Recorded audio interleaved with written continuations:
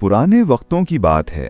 Baghdad के किसी गांव में एक गरीब लकड़हारा रहता था जिसका नाम इब्राहिम था।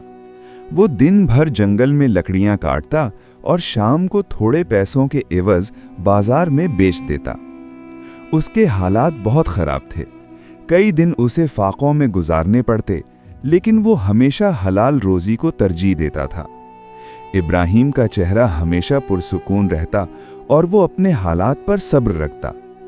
उसका छोटा सा कच्चा घर था जहां सिर्फ उसकी बीमार माँ रहती थी जो चलने से कासिर थीं।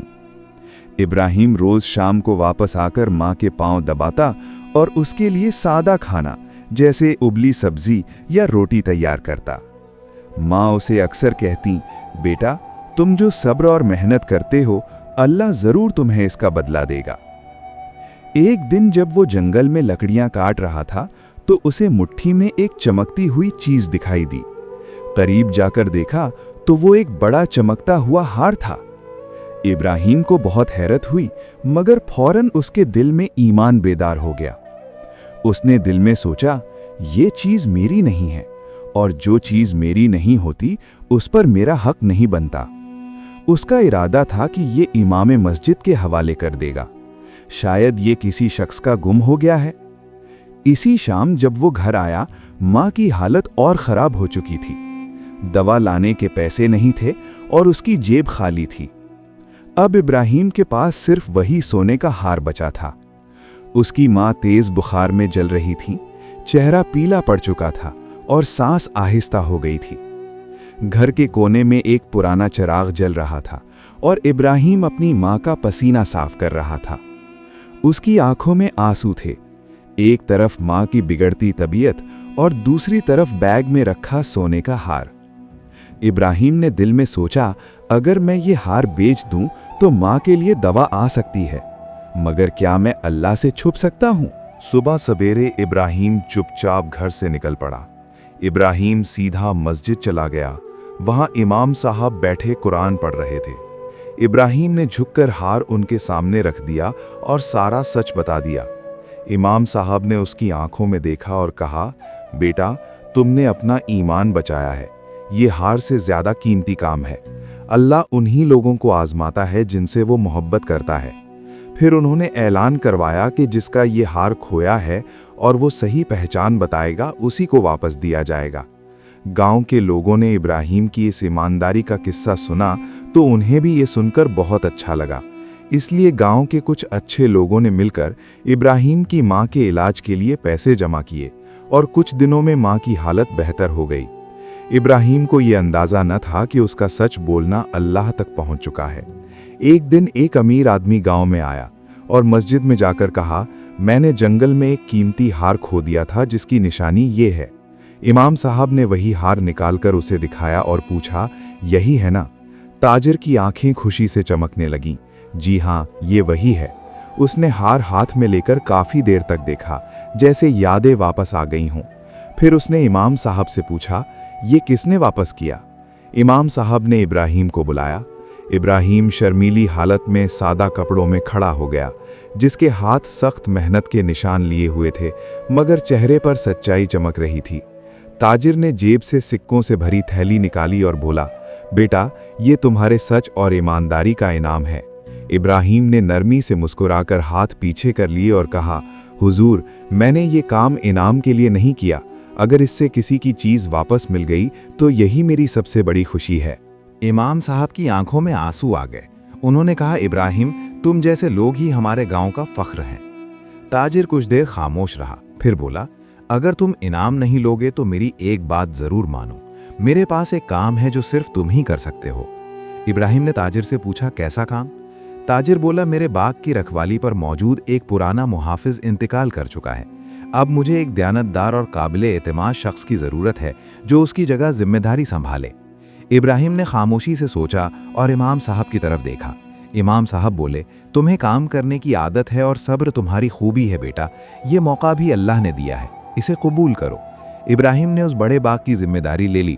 ये कोई छोटा सा बाग नहीं बल्कि शहर से बाहर एक वसी व अरीज ज़मीन का टुकड़ा था जिसमें बहुत सारे दरख्त थे। इब्राहिम रोज़ सुबह नमाज के बाद वहाँ पहुँच जाता, पौधों को पानी देता, घास फूस साफ करता और शाम तक मेहनत करता रहता। लेकिन गांव और शहर के लोग उसे हैरत से देखते। अरे वही लकड़ियाँ काटने वाला अब किसी मालदार के बाग में काम कर रहा है, लगता है इसकी किस्मत जाग गई है। बाज़ लोगों ने हसद में ताने भी दिए, कितना सीधा बनता था और अब देखो कहाँ जा पहुंचा। लेकिन इब्राहिम ने किसी भी बात का कोई जवाब न दिया। वो अक्सर एक ही दुआ, अल्लाह मुझे सब्र पर कायम रख, जो कुछ इनाम दिया है उसमें खैर दे और जो चीज़ें नहीं दी उनका लालच न डाल। कुछ ही महीनों में मालिक ने यह महसूस किया कि अब बाग से कोई चीज़ चोरी नहीं होती, पैदावार की देखभाल बेहतर हो चुकी है और मजदूर भी इब्राहिम को इज्जत से देखते हैं। एक दिन शाम को मालिक ने उसे पास बुलाया और कहा, तुम मेहनती ही नहीं, नेक दिल भी हो। मैं चाहता हूं कि तुम सब मजदूरों के निगरान बन जाओ, उनका ख्याल रखो और हिसाब किताब संभालो और मुझे हर दिन की खबर देते रहना। ये सुनकर इब्राहिम घबरा गया। लेकिन जनाब, मैं तो अनपढ़ हूं। मालिक ने मुस्कुराकर जवाब दिया, सच्चा ईमान ही सबसे बड़ी तालीम है। अब इब्राहिम तमाम मजदूरों का निगरान बन चुका था। उसकी जिम्मेदारी ये थी, रोजमर्रा के कामों की फहरिस्त बनाए और सब मजदूरों की उजरत मुकर्रर करके ताजिर तक पहुंचाए। मगर कुछ लोगों को ये तब्दीली पसंद न आई, खुसूसन जाबिर को, जो कई बरसों से बाग में काम कर रहा था मगर उसे कभी ओहदा नहीं मिला। अब उसने दूसरे मजदूरों के दिलों में शक डालना शुरू कर दिया। एक मामूली लकड़हारा आकर हम सबका निगरान बन गया। अब पूरा हिसाब उसी के पास है, क्या पता हमारे पैसे ही ना खा जाए। ये बातें आहिस्ता आहिस्ता मालिक तक भी जा पहुंची। एक दिन मालिक ने इब्राहिम को बुलाया और पूछा, कुछ मजदूरों का कहना है कि तुम उनकी मजदूरी में से कुछ रोक लेते हो, क्या ये सच है? इब्राहिम का रंग पीला पड़ गया, आंखों में आंसू आ गए। लरजदी आवाज में बोला, जनाब, मेरी रोटी तो आज भी सादा और खुश्क है, मगर मैंने कभी अल्लाह से डरकर किसी का हक नहीं छीना। मालिक कुछ देर खामोश रहा, फिर बोला, ठीक है, कल से हिसाब मैं खुद देखूंगा। अगर तुम बेकसूर निकले तो मैं तुम्हें वो इज्जत दूंगा जो किसी को आज तक नहीं दी गई। जब इब्राहिम घर वापस आया तो माँ के सामने बेख्तियार रो पड़ा। अम्मी, जब सच बोलने वाला भी इल्जाम में आ जाए तो ये दुनिया कितनी तंग महसूस होती है। माँ ने उसे प्यार से थपथपाया और नरमी से कहा, बेटा, जब अल्लाह किसी बंदे को बुलंदी देना चाहता है तो वो उसे सबसे पहले उसके ईमान को भी आजमाता है। तुम सिर्फ सब्र करो और खामोशी से अपनी राह पर कायम रहो। अगले दिन ताजिर ने खुद मजदूरों की तनख्वाह का हिसाब रखना शुरू किया। वो हर मजदूर से अलग अलग मिला और सवाल किए, तुमने कितने दिन काम किया? क्या तुम्हें पूरी उजरत मिली? क्या इब्राहिम ने कुछ रोक लिया था? मजदूरों में कुछ ऐसे भी थे जिन्होंने खुद इब्राहिम की दयानत देखी थी। उन्होंने साफ जवाब दिया, इब्राहिम जैसा ईमानदार शख्स हमने नहीं देखा। वो तो हमेशा पहले हमारी मजदूरी बांटता था और अपना हिस्सा बाद में लेता था। मगर कुछ मजदूर जाबिर के बहकावे में आ गए और झूठ मिलाकर शिकायतें करने लगे। कभी कभी उजरत देर से मिलती है, एक बार हिसाब में गड़बड़ हो गई थी। ऐसे अल्फाज जैसे कभी कभी और एक बार मालिक के दिल में शुकूक पैदा करने लगे। उसी शाम मालिक ने सबके सामने ऐलान किया, जब तक हकीकत पूरी तौर पर वाज़े न हो, इब्राहिम को इसकी जिम्मेदारी से हटाया जाता है। इब्राहिम खामोशी से सुनता रहा, लेकिन उसने शिकायत न की। उसके जहन में बस एक ही बात थी कि अल्लाह चाहे मुझे किसी भी आजमाइश में डाल दे, मैं उसका नाम लेना फिर भी नहीं छोड़ूंगा और हर हाल में उसी पर भरोसा करूंगा। एक दिन ताजर पुराने रजिस्टर की जांच पड़ताल कर रहा था, जिसमें लिखा था कि जाबिर बार बार तनख्वाह वक्त से पहले भी मांगता है, मगर पुराना निगरान उसके मुतालबात पूरे करता था। मगर जब से इब्राहिम नया निगरान मुकर्रर हुआ था, उस दिन से उसने जाबिर के नाजायज मुतालबात मानने से इनकार कर दिया था, जिससे ये बात वाज़ेह होती थी कि जाबिर ने ही इब्राहिम के खिलाफ साजिश की है। ये सब देखकर ताजिर हैरान रह गया, तो ये सब कुछ इब्राहिम के खिलाफ एक साजिश थी। उसी वक्त ताजिर ने सब मजदूरों के सामने इब्राहिम को बुलाया। इब्राहिम फौरन हाजिर हुआ। ताजिर सब मजदूरों के सामने कहने लगा, आज मुझे ये सबक मिला कि सच कभी ख़त्म नहीं होता, चाहे उसे जाहिर होने में वक्त लगे। उसके बाद उसने वो रजिस्टर सबके सामने बुलंद आवाज में पढ़ा। जाबिर का चेहरा जर्द हो गया और बाकी सब मजदूर हैरत ज़दा रह गए। फिर ताजिर ने इब्राहिम की तरफ देखा और कहा, जिसे मैं शक की नज़र से देखता था, आज मुझे उसी पर सबसे ज्यादा भरोसा बन गया है। इब्राहिम, अब तुम मेरे असल मुंशी हो। सिर्फ इस बाग के नहीं बल्कि मेरी तमाम दुकानों का हिसाब किताब अब तुम ही संभालोगे। इब्राहिम की आंखें नम हो गईं। जनाब, ये ओहदा मेरे लिए कोई मकाम नहीं, बल्कि ये इस बात का जवाब है कि अल्लाह सब कुछ देखता है। अब इब्राहिम ताजिर का मुंशी बन चुका था। वो बाग, दुकानें और गोदाम सबका हिसाब संभालता था। सुबह से लेकर रात तक खामोशी से मुसलसल काम करता और हर एक रुपया दयानतदारी से रजिस्टर में दर्ज करता। ताजिर को इब्राहिम की ईमानदारी पर इतना भरोसा हो चुका था कि अब वो खुद कुछ नहीं देखता था, बल्कि सिर्फ वही लिखा मान लेता जो इब्राहिम ने दर्ज किया होता। मगर जैसा कि दुनिया में होता है, जहां अल्लाह की बरकत उतरती है, वहां शैतान अपना वार जरूर करता है। अब की बार आजमाइश मालो दौलत की थी। एक दिन मालिक ने इब्राहिम को कुछ सोना गिनने को दिया और कहा, इब्राहिम, ये 7 थैलियां शहर में वाक़े मेरी हवेली ले जाना। हर एक में 10 तोले सोना है। वहां जाकर ये मेरी बेटी की शादी की तैयारी के लिए दे देना। इब्राहिम ने थैलियां एक बड़े थैले में डाले और ऊंट पर लादकर काफले के साथ रवाना हो गया। रास्ते में एक वीरान मोड़ पर काफले के कुछ नौजवान उसके सामने आ गए और कहने लगे, भाई, अगर थोड़ा सा सोना निकाल लो तो किसी को क्या पता चलेगा। हराम तुम नहीं खाओगे, लेकिन हम तो ले सकते हैं। तुमसे सिर्फ खामोशी दरकार है। इब्राहिम का चेहरा सख्त हो गया। उसने ऊंट की लगाम जोर से खींची और कहा, जो एक बार अपना ईमान बेच देता है, फिर सारी जिंदगी अपनी ही नजरों में शर्मिंदा रहता है। रास्ता दो लड़के हंसते हुए हट तो गए, लेकिन उनमें से एक ने बैग में से छुपके से थैली निकाल ली। जब इब्राहिम हवेली पहुंचा, एक थैली का वजन कम निकला। ताजिर की बेटी की सास ने फौरन कहा, देखा, जो जितना भोला लगे अक्सर वही अंदर से होशियार निकलता है। ताजिर को एतबार न आया, लेकिन वजन कम था। इब्राहिम एक और इल्जाम में फंस गया था, मगर इस बार मामला ज्यादा संगीन हो गया था, क्योंकि अब सिर्फ सच्चाई नहीं बल्कि इज्जत और एतमाद भी खतरे में थे। हवेली में लोग खामोश खड़े थे। ताजिर की बेटी की सास जोर जोर से बोल रही थी, 10 तोले सोना कम है। इतनी कीमती शय कौन से शख्स को दे दी गई? ताजिर ने नरमी से पूछा, इब्राहिम, रास्ते में कोई गैर मामूली बात हुई? कुछ नजर आया या महसूस हुआ? इब्राहिम ने जवाब दिया, जी, कुछ नौजवान मिले थे। उन्होंने कुछ कहा, लेकिन मैंने तवज्जो नहीं दी। शायद वहीं कुछ हो गया हो। यह सुनकर ताजिर ने तंजिया अंदाज में कहा, अब तो बहाने भी कमाल की हैं। नौजवान आए, जादू किया और सोना हवा में उड़ गया। इब्राहिम खामोश रहा। इसी लम्हे ताजिर ने फैसला किया, मैं खुद उस रास्ते पर जाऊंगा जहां से इब्राहिम वापस आया था, और जब तक असल हकीकत सामने ना आ जाए, मैं कोई फैसला नहीं सुनाऊंगा। उसी लम्हे ताजिर अपने चंद मुलाजमों के साथ जंगल के रास्ते पर निकला।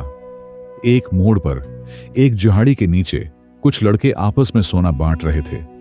ताजिर फौरन वहां पहुंचा और उन लड़कों को रंगे हाथों पकड़ लिया और अपने मुहाफिजों के जरिए इन लड़कों की खूब पिटाई की बाद में ताजिर ने जब उनसे तफ्तीश की तो पता चला कि वो लड़के अक्सर काफले के साथ शामिल हो जाते हैं और जिस किसी के पास माल हो उसको रोककर बातों में लगा लेते हैं और छपके से उनका एक साथी माल चोरी कर लेता है। यही काम उन्होंने इब्राहिम के साथ भी किया था। ताजिर को उसका साना मिल चुका था। इसने अपने मुहाफिजों के जरिए इन लड़कों को काजी की अदालत में भिजवा दिया और खुद सोना लेकर गहर की तरफ चल पड़ा। ताजिर ने इब्राहिम को बुलाकर सबके सामने कहा, सिर्फ वो शख्स अमीर नहीं होता जिसके पास दौलत हो, बल्कि वो शख्स असल में अमीर है जिसके पास ईमान हो। और इब्राहिम, तुम सबसे बड़े अमीर हो। इब्राहिम ने आजिजी से सर झुका दिया और कहा, मैं कुछ भी नहीं अगर मेरा सजदा मुखलिस ना हो। तब ताजिर ने कहा, इब्राहिम, मैं चाहता हूं कि तुम मेरे साथ शहर चलो और मेरी सबसे बड़ी दुकान का पूरा हिसाब किताब अब तुम संभालो। जब इब्राहिम घर पहुंचा तो मां के पास बैठकर सब कुछ बता दिया। मां ने गहरी सांस लेते हुए कहा, बेटा, जो भी इज्जत दौलत मिले बस अल्लाह की रिजा और ईमानदारी के साए में हो, लेकिन इतना सोच कहीं ऐसा ना हो कि शहर की चमक दमक तुझे तेरे रब से दौर कर दे। इब्राहिम कभी अपनी मां का चेहरा देखता, कभी अपनी पुरानी कुल्हाड़ी को, वही कुल्हाड़ी जिसने भूख में भी उसे गलत रास्ते पर नहीं जाने दिया। सुबह फज्र के बाद इब्राहिम ताजिर के पास गया और कहा, जनाब मैं शहर नहीं जाना चाहता। ताजिर हैरान हुआ, क्यों इब्राहिम? इब्राहिम ने धीमे लहजे में जवाब दिया, ये गांव मेरी जिम्मेदारी है। यहां वो लोग बसते हैं जो मुझ पर भरोसा करते हैं, छोटे बच्चे जो मेरे अमल से सजदा सीखते हैं, बूढ़े जो मुझे देखकर सब्र करना सीखते हैं। अगर मैं चला गया तो शायद किसी और की उम्मीद भी खत्म हो जाएगी। ताजिर की आंखें बाहर आएं, इब्राहिम तुम यही रहोगे और मैं गांव में एक नई दुकान खोलूंगा जिसका नाम होगा सच का सौदा और उसका मालिक तुम होगे। इब्राहिम ने आजिजी से कहा, मैं मालिक नहीं, सिर्फ अल्लाह का एक मेहनतकुश बंदा हूं। अब गांव के एक कोने में एक दुकान खोल चुकी थी जहां पैसे से ज्यादा ईमानदारी का भरोसा दिया जाता था। इब्राहिम की दुकान सच का सौदा अब गांव का निशान बन चुकी थी। वहां न वजन में कम होती, न जबान में झूठ, सब जानते थे यहां इब्राहिम बैठता है, यानी यहां अल्लाह का खौफ बाकी है। लोग दूर दराज से आते, कोई कुछ रोटियां ले आता तो कोई अपने दिल के सवाल। इब्राहिम अब सिर्फ एक दुकानदार नहीं बल्कि गांव का रहबर बन चुका था। लोग आज भी कहते हैं वही लकड़ियां उठाने वाला शख्स आज दूसरों के दिलों से गम और बोझ हटा रहा है। सिर्फ यही नहीं, हर वो शख्स जो सच पर कायम रहे वही अमीन होता है। वक्त बदल जाता है, जगहें बदल जाती हैं, लेकिन ईमानदारी का रास्ता हमेशा बाकी रहता है। ये कहानियां खत्म नहीं होते बल्कि नई नस्लों में आगे बढ़ती हैं। या अल्लाह हम सबको अमीन की तरह सच्चा और सब्र करने वाला बना। आमीन। अगर आपको आज की हमारी वीडियो पसंद आई हो तो कमेंट्स में जरूर बताइएगा और मजीद ऐसी कहानी के लिए हमारे चैनल को सब्सक्राइब कर लें। Thanks for watching.